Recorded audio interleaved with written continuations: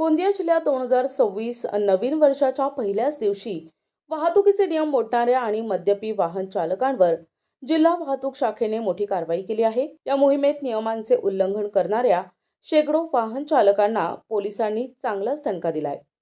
जिल्हा वाहतूक पोलिसांनी नवीन वर्षाच्या पहिल्याच दिवसात 232 वाहन चालकांवर कारवाई केली, तर 19 मद्यपान करून वाहन चालविणाऱ्या चालकांवर गुन्हे दाखल आहेत। या कारवाई दरम्यान वाहतुकीचे नियम तोडणाऱ्यांकडून 1,66,000 रुपयांचा दंड आकारण्यात आला असून यापैकी 74,000 रुपये रोख स्वरूपात जागीच वसूल करण्यात आलेत। वाहन चालकांनी रस्ते सुरक्षेचे भान ठेवून वाहतुकीचे नियम पाळावेत असे आवाहन पोलीस प्रशासनाकडून करण्यात आले आहे।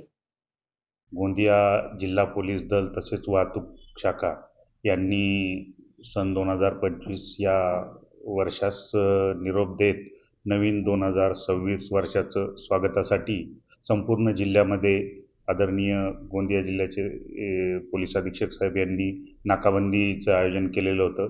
सर्व पोलीस स्टेशनच्या हद्दीमध्ये नाकाबंदीचं आयोजन केलं होतं। त्यामध्ये प्रत्येक नाकाबंदीमध्ये वाहतूक पोलिसांचा सहभाग होता आणि त्याप्रमाणे नाकाबंदी दरम्यान सर्व वाहनांची तपासणी करून मद्यपी वाहन चालकांवर 19 वाहन चालकांवर आपण केसेस दाखल केलेल्या आहेत। त्याचप्रमाणे एकूण 232 वाहतुकीचे नियम मोडणाऱ्या वाहन चालकांविरुद्ध आपण कारवाई करून 1,66,000चा दंड त्यांना केलेला आहे व त्याचप्रमाणे 74,400 रुपयाचा कॅश फाईन आपण त्यांच्याकडून वसूल केलेला आहे। आणि अशा प्रकारे जिल्ह्यामध्ये 2026 या वर्षाचं स्वागत शांततेत पार पडलेलं आहे। प्रतिनिधी राधाकिशन सुटे, NTV न्यूज मराठी, गोंदिया।